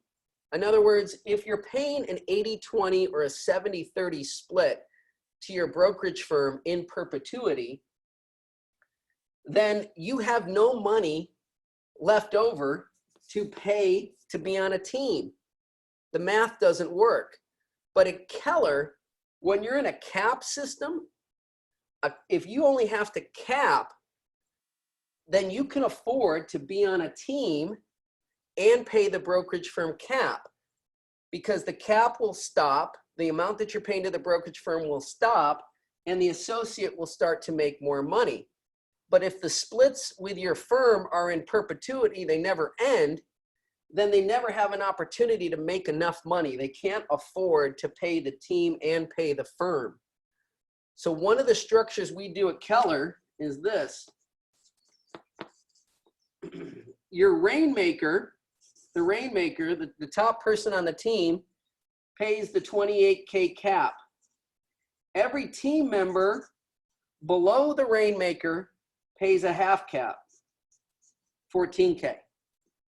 So they get a break not only for joining your team, but they get a break for what they have to pay the brokerage firm in the office. They only have to pay $14,000.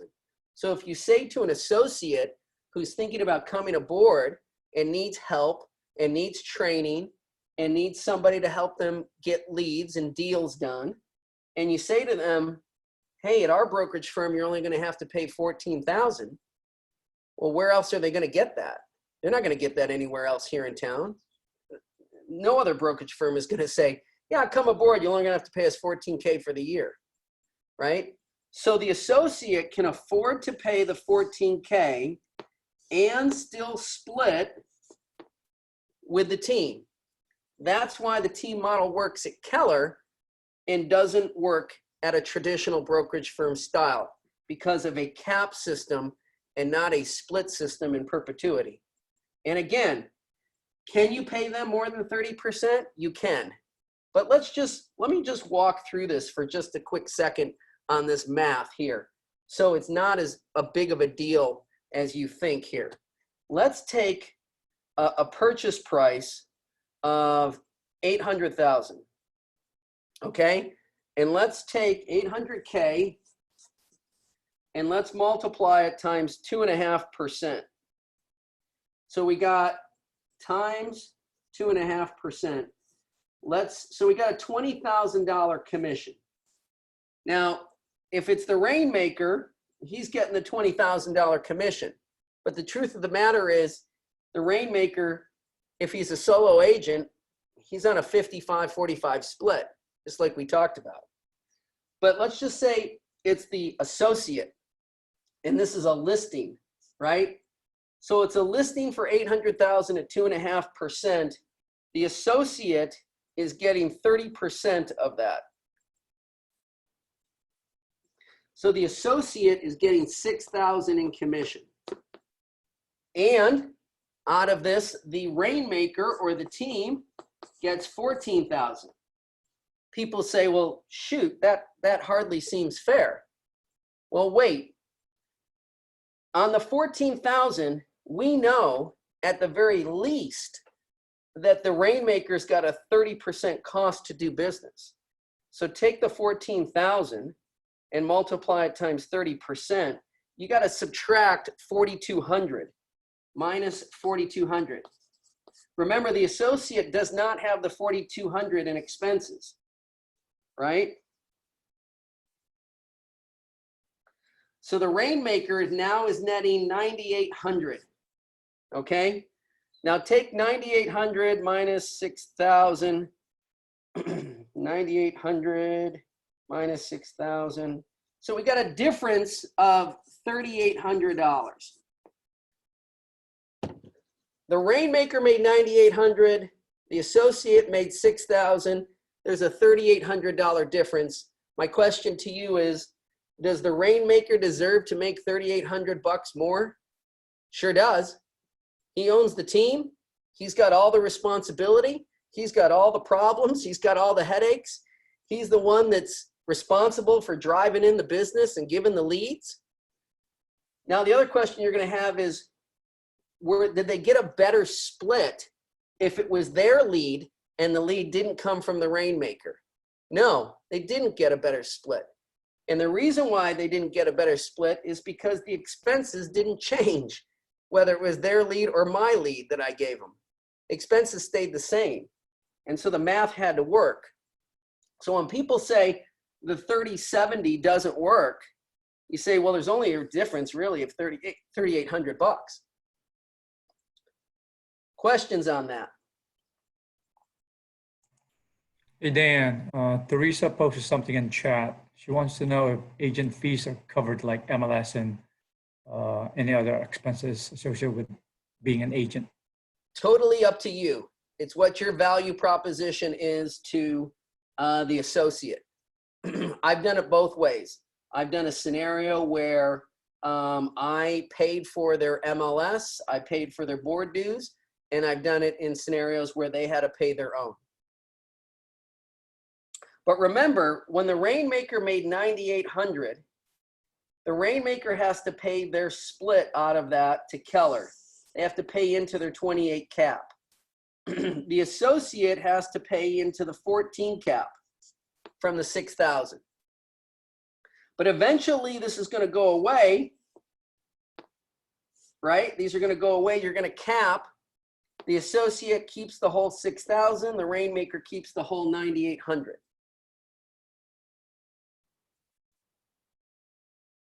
Now, there's a whole nother scenario where you've got what I call ISAs, and I'm not going to have time to get into it today. But ISAs are internal sales agents. These are people that you hire on your team to dial for dollars, okay? And all they do is call expireds, withdrawns. They cold call, they call they call all internet leads, they call for sale by owners, and their whole job is to drive leads into the rainmaker and to the associates.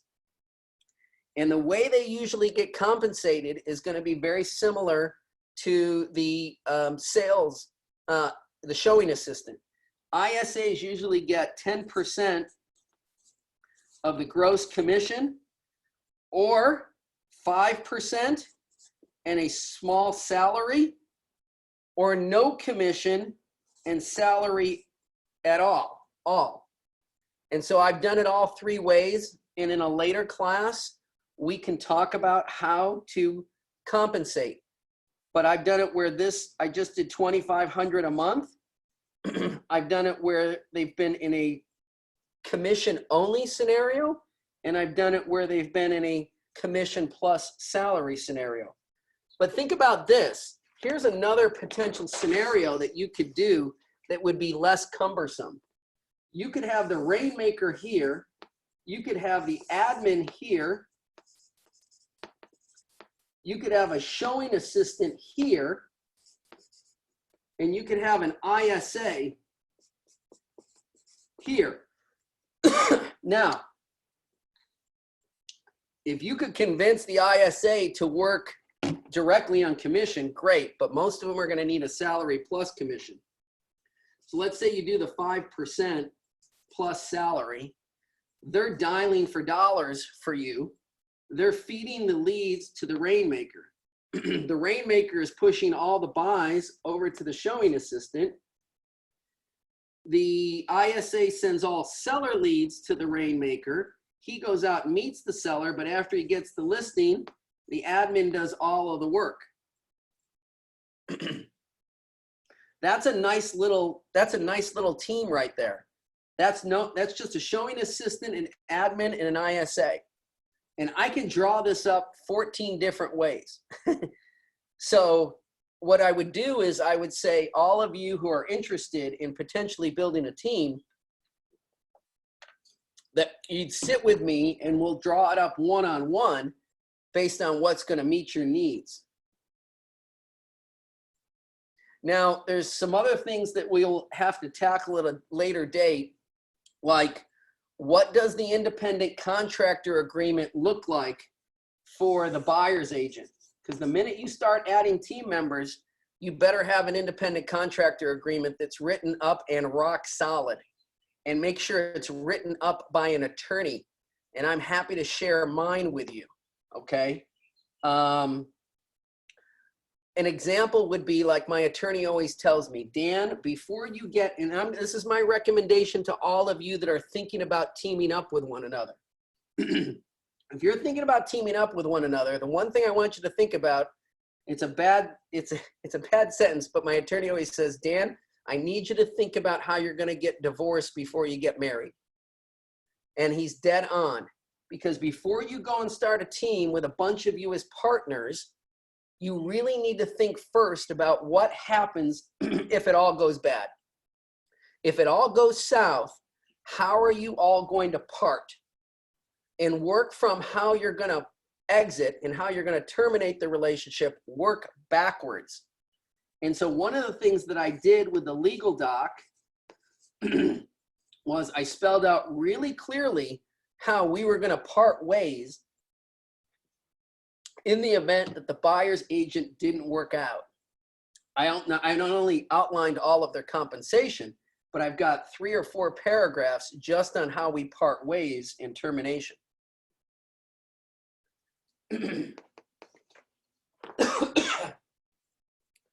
All right, so I've given you a boatload of information today, and I don't expect you to remember it all, but nope, don't worry. Hey, Dan? Yeah. Teresa has a question. Yeah. Put it on chat. She asks, what is the time frame, if any, where evaluation would be standard for positions?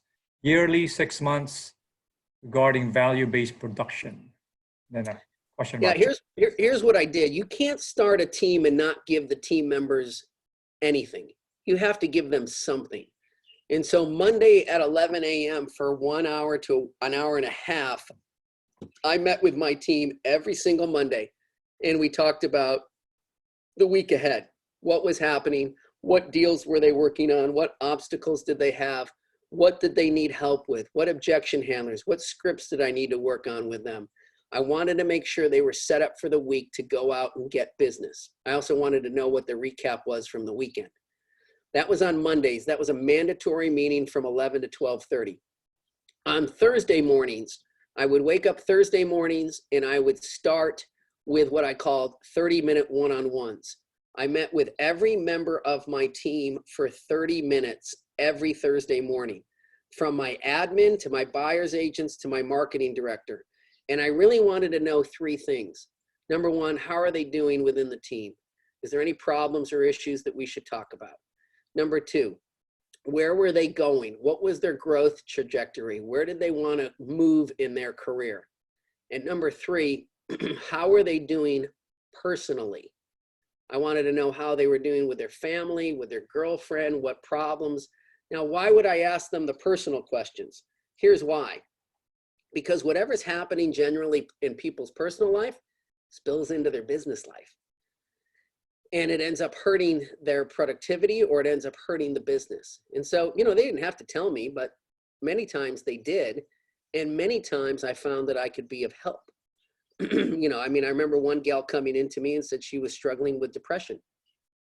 And she was in my marketing department, and she was my director of marketing. And she said, would it be okay if she left early on Fridays at 3 o'clock to start seeing some counseling? I said, absolutely. Absolutely. I'd have absolutely no problem with that.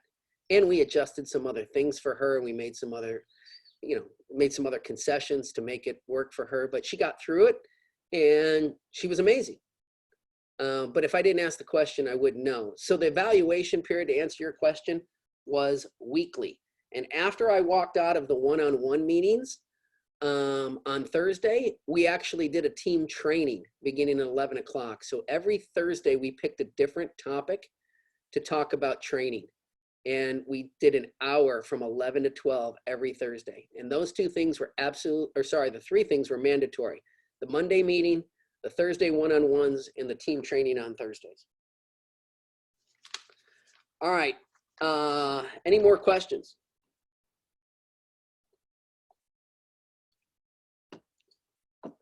All right, I want to leave you with the following things here.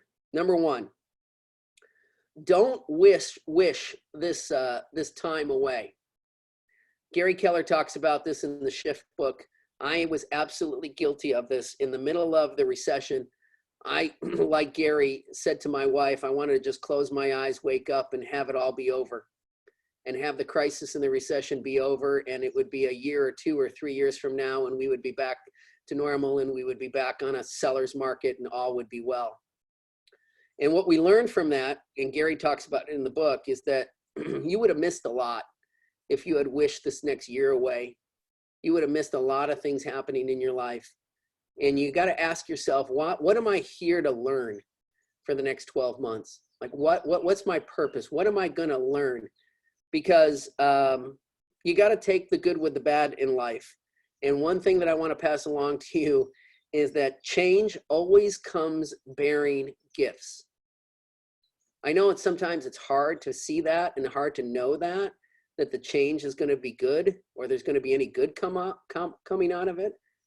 But maybe it's just to make you a better person. Maybe it's to make you a better realtor. Maybe it's to be more compassionate. But there's going to be a gift that comes out of the time that goes by as we go through this crisis. Lastly, I'll say this. Here is what will not be canceled over the next 4 to 6 weeks. And I saw this week from our majority owner, Colette.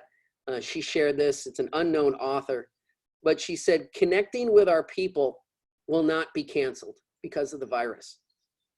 Our agents doing business will not be canceled because of the virus. Trust will not be canceled because of the virus. Faith will not be canceled. Love will not be canceled. And compassion will not be canceled. So I'll leave you with that. I know I did a lot of talking over 2 hours. I hope it was extremely helpful. This is not going to stop, at least for those of us at Keller Williams. This is going to go on every day, and it's going to go on every week. And I am going to make sure I do everything in my power to help all of you through it. All right? Have an awesome day. Love to all of you and your family. Thanks, everyone. Again, if you have any questions for Dan, please give him a call at 808-987-3306. Talk to you guys soon. Mahalo.